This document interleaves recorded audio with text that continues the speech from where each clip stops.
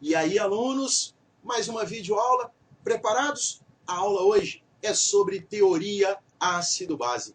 A gente vai ver como classificar um ácido, como classificar uma base, tá? Como que identifica um ácido e uma base, de acordo com cada uma das teorias. É isso mesmo, são 3 teorias ácido-base. Não é só uma, não é só Arrhenius. A gente vai ver que existe a teoria de Arrhenius, a teoria de Bronsted e a teoria de Lewis. Vamos lá então para o nosso quadro, dar uma acompanhada aí e entender melhor o que diz cada teoria dessa. Bem, rapaziada, a primeira teoria é a teoria de Arrhenius, tá? Então a gente vai ver inicialmente a teoria de Arrhenius. Essa é a mais simples. Essa é a que você estuda aí no 9º ano, na 8ª série, tudo bem? A teoria de Arrhenius, galera, para ácido, ela diz o seguinte: ácido é toda substância que em meio aquoso, tudo bem?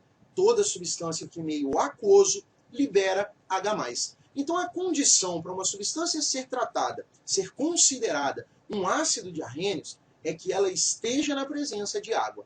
Importante então, que o Enem já cobrou, é não esquecer que ácidos, conforme a teoria de Arrhenius, na presença de água, ionizam, tudo bem? Ionizam. Ionizam liberando H+. A gente tem aqui 2 exemplos de ácidos de Arrhenius. O HCl, o ácido clorídrico, presente no estômago, e o H2SO4, o ácido sulfúrico. Como é que eu identifico facilmente um ácido de Arrhenius? Gente, começa com H, tudo bem? Ácidos de Arrhenius começam com H. Aqui nesse caso, como é que eu ionizo essa substância? Bem, você sabe que toda substância, ácido de Arrhenius em meio aquoso, libera H+. Aqui, ó, liberou H+. O que vai sobrar? O que está ligado ao H+, o Cl. O Cl-. Agora dá uma olhadinha. Quantos Hs eu tenho aqui, gente? Tranquilo? Tá claro que aqui, ó, eu só tenho um H, então será liberado um H+. E o Cl fica menos 1, porque é só um hidrogênio. Agora, H2SO4 é um ácido de Arrhenius. Por quê? Porque começa com H. Tá, todo ácido de Arrhenius, na presença de água, ioniza liberando H+. O que sobra? O que está ligado ao H. Sobra o SO4. Tá, mas dá uma olhadinha aqui. Quantos H, gente? A gente tem 2 hidrogênios. Então serão liberados 2 H+. Beleza? E fica SO4 menos. Mas menos quanto? Não são 2 hidrogênios? Então fica menos 2. Tudo bem até aí? Então, para Arrhenius, ácidos na presença de água ionizam, liberando o cátion H+. Agora, se eu estivesse falando de uma base de Arrhenius, a base, gente, de Arrhenius, ela em meio aquoso dissocia, tudo bem? Ó, isso já foi questão de Enem, hein? Ácidos, acompanha aqui, ó, os ácidos ionizam. E as bases? As bases dissociam. As bases dissociam liberando o quê? O OH-. Então, base, de acordo com Arrhenius, é tudo aquilo que termina com OH. Dá uma olhadinha aqui, ó. NaOH. Como é que funcionaria? Bem, vai liberar o OH. Então, quem está ligado a ele fica positivo. E o OH que será liberado, OH-. Tranquilo? Assim como a gente fez com os ácidos. Foi liberado o H, aqui vai ser liberado o OH. Quem estava ligado ao H vai ficar com menos. Aqui no caso da base, quem está ligado ao OH fica com mais. Agora é só ver o seguinte, quantos OHs eu tenho aqui? Ó, o número de OHs que eu tenho aqui é 1. Então, será liberado apenas um OH. Consequentemente, o sódio fica mais 1. Agora vamos pegar aqui, ó, o hidróxido de magnésio, essa outra base. Bem, o Mg é quem está ligado ao OH. Então, Mg+, mais OH-, já que base libera OH-. Agora, gente, acompanha. Quantos OHs eu tenho aqui? Dá uma olhada. Eu tenho 2 hidroxilas. Então, serão liberadas 2 hidroxilas. Consequentemente, o Mg fica mais 2. Tranquilinho? Então, vamos lá. Só para resumir isso aqui. Arrhênios, hein? Ácido em meio aquoso libera H+. É tudo que começa com H. Base em meio aquoso libera OH-. Beleza até aqui? Tranquilo? Então vamos lá para a nossa próxima teoria. Vamos falar agora da teoria de Bronsted. Bem, dentro desse conceito, o que é um ácido, o que é uma base? Gente, dá uma olhadinha. Ácido, espécie doadora de H+. Peraí, lá em Arrhênios, ácido, não era a substância que liberava H+? Sim. Aqui para Bronsted, ácido é uma espécie doadora de H+, continua sendo a mesma coisa. Quem doa o H+, é um ácido de Arrhênios. Quem doa o H+, é um ácido de Bronsted. Agora, dá uma olhadinha na definição de base. Base não necessariamente terá o OH-. Base será a substância que vai receber o H+. É o seguinte, para Arrhênios, gente, para ser ácido, basta estar na presença de água. Ele vai ionizar, liberar o H+. Se fosse base, na presença de água, ele vai dissociar, liberando o OH-. No caso da teoria de Bronsted, a água, ela deixa de ser um meio reacional, tá? Lá para Arrhênios a água é só um meio, e ela passa a ser reagente. Eu botei aqui dois exemplos. Vamos lá.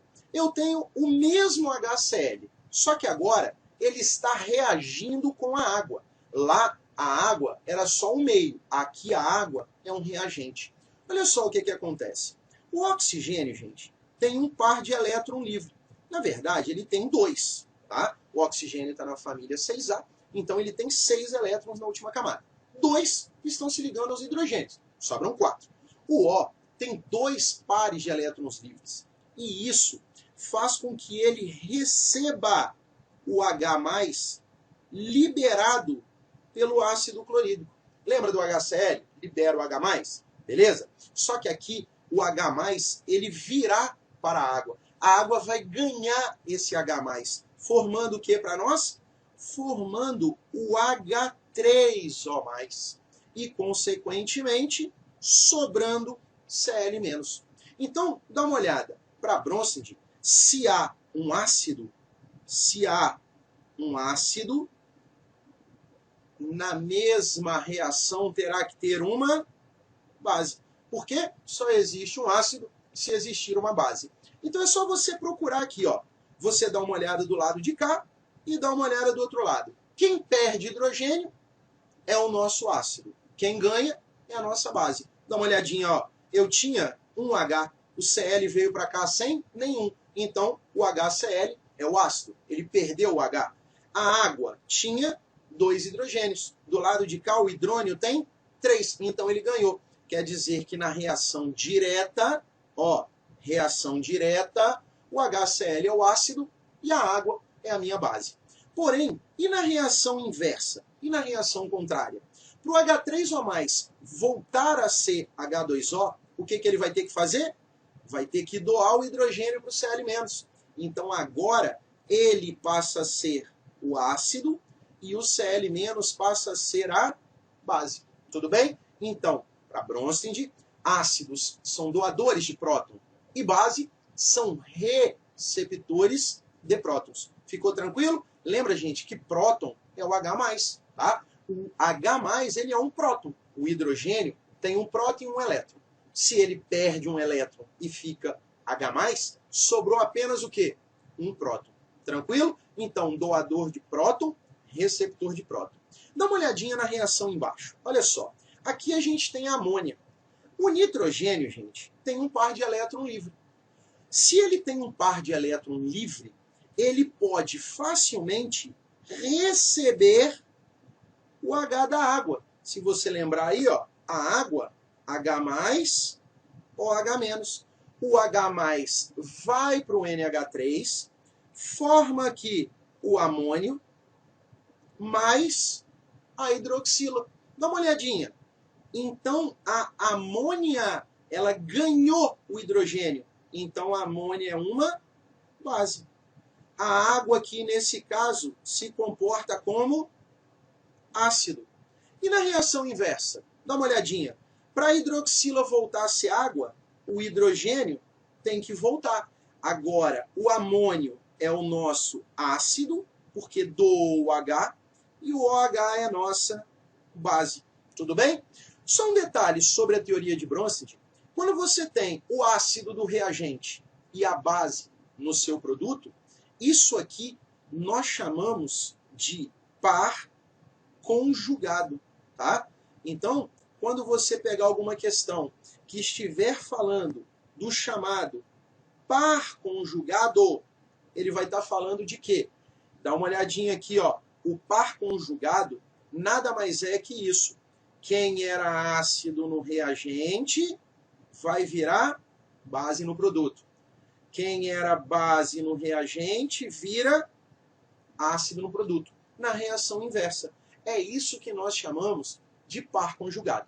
Então, vamos lá. Resumindo, para Bronsted, ácido tem que começar com H. Beleza, os tradicionais ácidos diarrênios. Porém, as bases precisam ter átomos, tudo bem? Que tenham par de elétrons livres. Tranquilinho? Vamos dar uma lembrada aí naquela questão do Enem da amina, do cheiro do peixe. Gente, qual a característica de uma amina? A presença do nitrogênio. O que o nitrogênio tem livre? Um par de elétrons. Então, o nitrogênio, o cheiro do peixe, a amina, é uma substância básica. Então, quando eu uso o vinagre, por exemplo, o ácido acético, ou o suco de limão, que são ácidos, o que vai acontecer? O ácido vai reagir com a base, formando um sal. Tranquilinho? É assim que o cheiro de peixe é eliminado. Apenas lavando com limão ou vinagre. Uma reação ácido-base. Um detalhe que talvez você esteja percebendo, que a água aqui, ela passa a ter classificação. Para Arrhenius, a água é só o meio reacional. Para Bronsted, a água é reagente. Então dá uma olhadinha. Na reação de cima, ela é receptora de próton.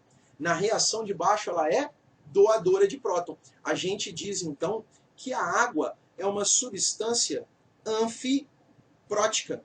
O que é uma substância anfiprótica?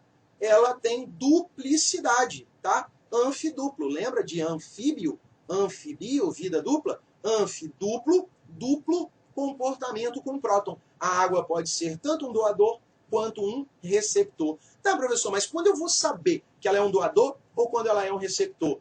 É só olhar a reação. Ela sempre virá seguida de uma reação. Veja quantos hidrogênios ela tinha e veja para quantos hidrogênios ela foi. Então, sempre serão 2, tudo bem? A água no reagente, sempre 2. Olhando o produto, 3, aumentou, quer dizer que ela ganhou, então ela se comportou como base. A água no reagente, no produto é uma hidroxila, quer dizer que perdeu. Então, nesse caso, ela está sendo tratada como um ácido. Essa teoria de Bronsted, também chamada de teoria protônica. Tranquilo, gente? Beleza? Vamos lá, então, para a última teoria, a teoria de Lewis. Bem, já na teoria de Lewis, é importante lembrar, a teoria é eletrônica, tá? A gente está falando de doadores e receptores de pares de elétron. Então, na teoria de Lewis, ó, o que seria um ácido? Seria uma espécie capaz de receber pares eletrônicos. Ácidos, dentro da teoria de Lewis, galera, seriam todos os cátions, tá? Todos os cátions seriam ácidos. Já as bases seriam as espécies capazes de doar pares eletrônicos. Seriam aquelas substâncias que têm pares de elétrons livres. Então, ó, as aminas, por exemplo, elas continuam sendo bases. Por quê? Porque elas possuem par de elétron. Elas podem fazer uma dativa. Dá uma olhadinha nesse caso aqui, ó. Eu tenho a água e o cátion H+. Tudo bem que aqui, ó, existem os pares de elétrons livres, beleza? O hidrogênio não está deficiente em 2 elétrons. Então, nesse caso, o que acontece? Acontecerá uma dativa com estes 2 compostos, formando o H3O+. Então, estamos falando em ácidos, espécie capaz de receber pares. Dá uma olhadinha no H+, ó. Para Arrhenius, H+ é um ácido.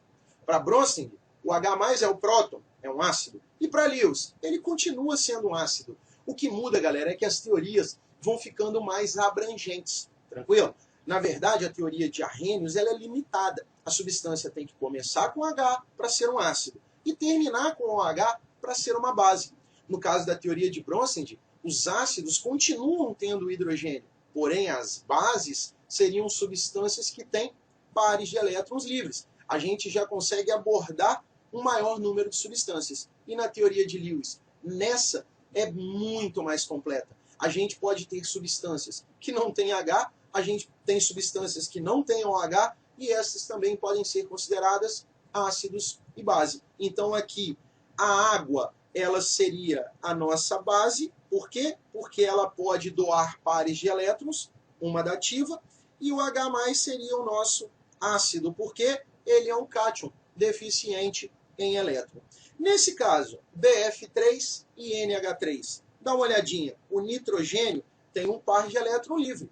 Esse par de elétron livre é capaz de fazer uma dativa. Opa, então esse aqui seria o meu composto de caráter básico.